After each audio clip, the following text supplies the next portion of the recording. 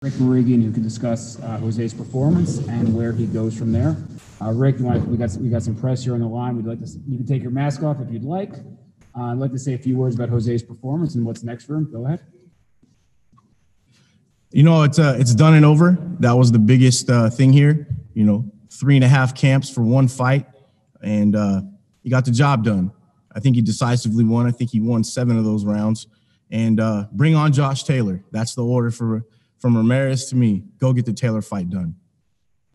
Anybody wants to ask a question for Rick while we wait for Jose? Again, I'm going to say it again, the raise hand button, or just slide in the chat below to ask a question, and we'll go ahead.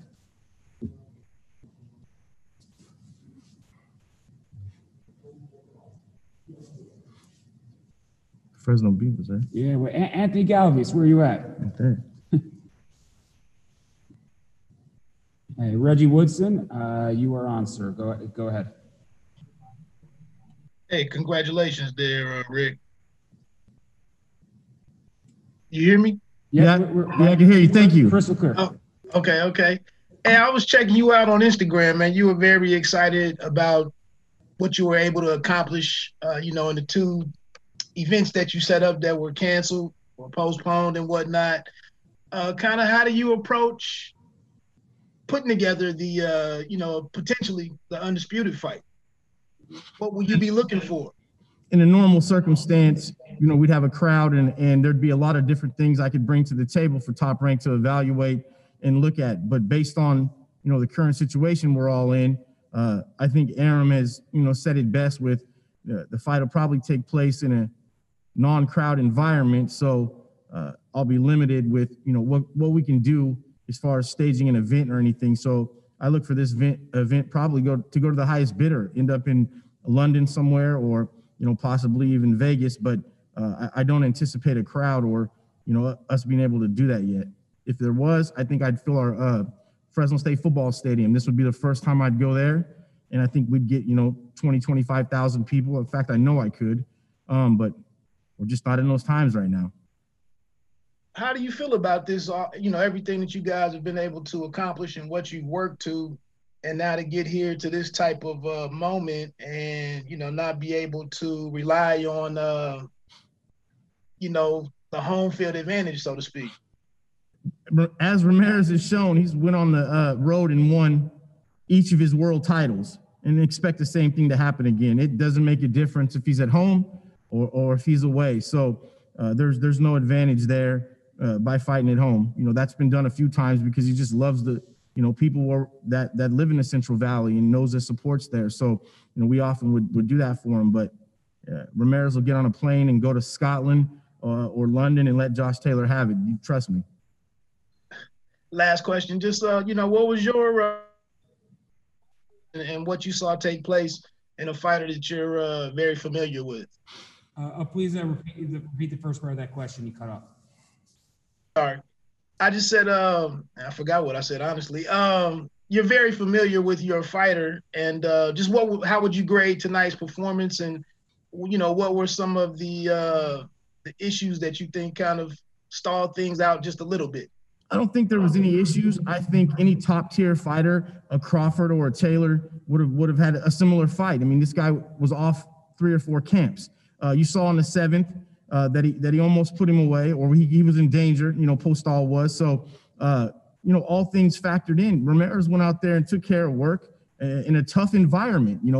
I don't think, and I'm willing to go on the record and say, can you tell me another fighter that has had 4 camps for the same fight? I mean, that's got some mental, wearability on you. So I think he handled it like a champion. I don't think most guys could go through that many camps and stay positive, dealing with their coach getting COVID. He may not be there. He may not be there. Like, this is an all-star performance, in my opinion, based on just the environment and what's gone on.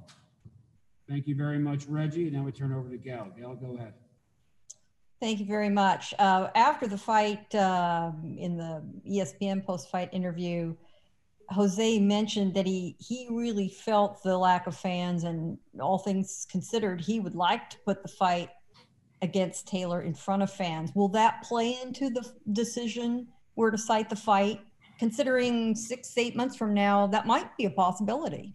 The one thing I've learned during the past year is that nobody has a decision in this, meaning when a crowd comes back, there's going to be a very big political movement, and we'll see a lot of other things happen before a boxing crowd is back again. So I don't think we're in a position to, make that choice. Of course, Jose wants it. I want it. I think every fighter out there wants to be in a crowd situation, but I think Top Rank has jumped out there and been a leader by just giving us a platform and fighters just to have a major fight like this. In the COVID era, I would say this is the biggest fight that's taken place without question. So for many reasons, tonight was a special night. This was a big fight, the biggest, and we may not have the crowd, but we'll still have the action and stuff in there. So I think for me, I just want to see testing get better, so a fighter doesn't have to go through 4 camps. Tests become more reliable. Those are the things I think that might give us a little bit of a boost and some positive energy going into the next fight. But the crowds are going to happen when they happen. Well, now, sorry to interrupt, Gail, but you'll be able to ask the first question for Jose Ramirez because he just walked in. Rick, thank you very much. And we close out the proceedings tonight with the still WBC, WBO junior welterweight champion of the world, Mr. Jose Ramirez, pride of the Central Valley. Jose, go ahead, Gail. Your lead off. Go ahead. Thank you very much, Jose. Congratulations. Your first question coming from Southern California here in San Diego. I just asked about your comment at the end of the fight about the lack of the fans and how that affected you and your druthers to have a fight with Taylor in front of fans. But it did seem to me that Robert stepped in numerous times in the corner during the fight to provide the motivation where the fans were lacking. Would you agree? Did you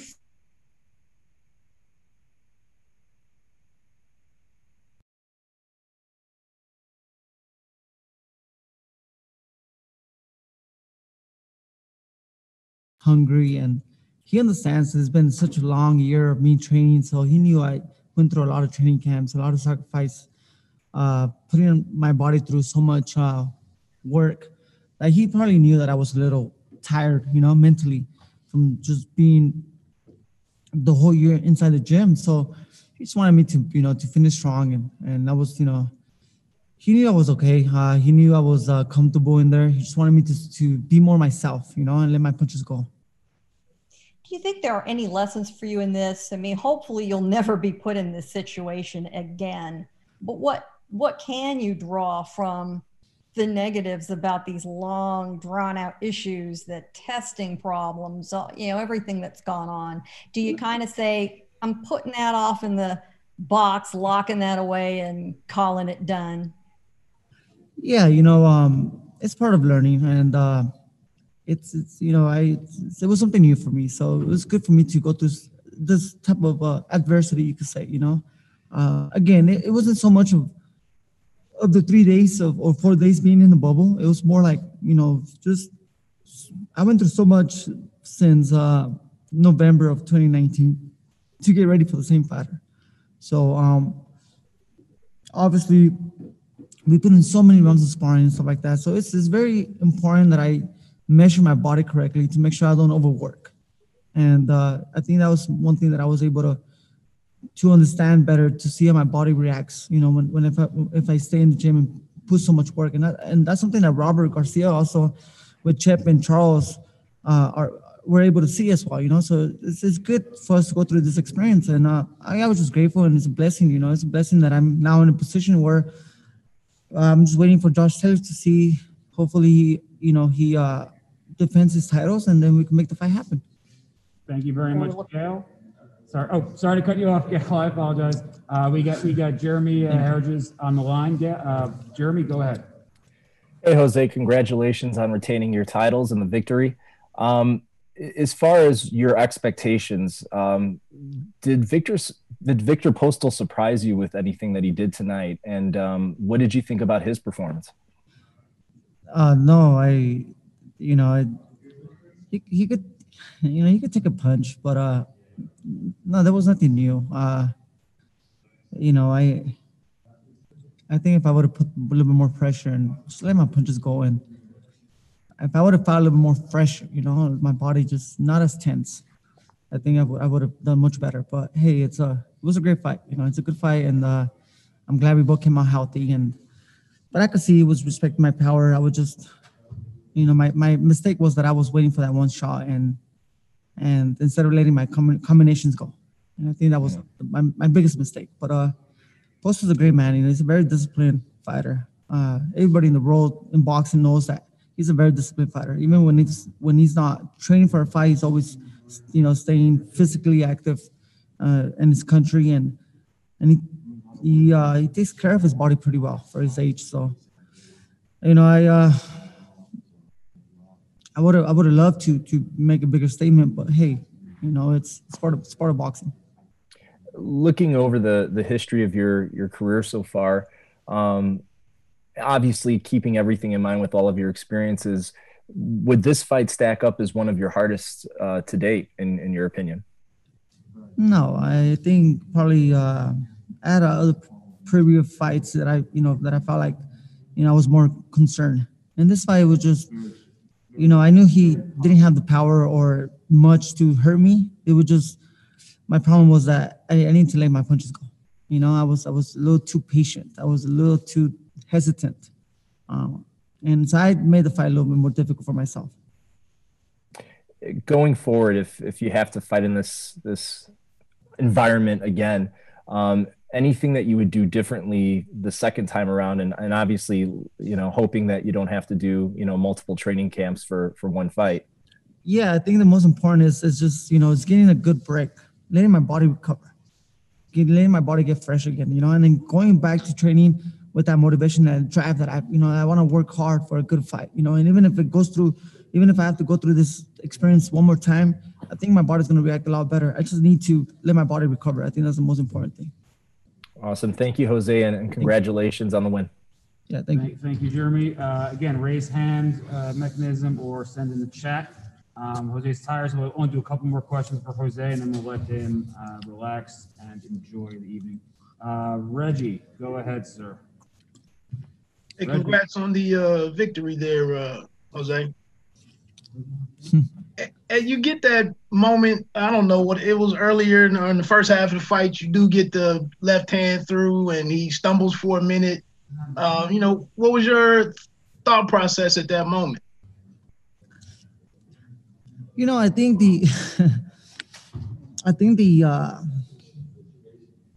I knew I was able to hurt him, but I think what I lacked most in this fight was just the killer instinct, the killer instinct that I usually show in other fights. And if I would have used that killer instinct in this fight, I think I would have put him away, But my hat's off to Viktor Postol, because he's a true champion, he's a true gentleman.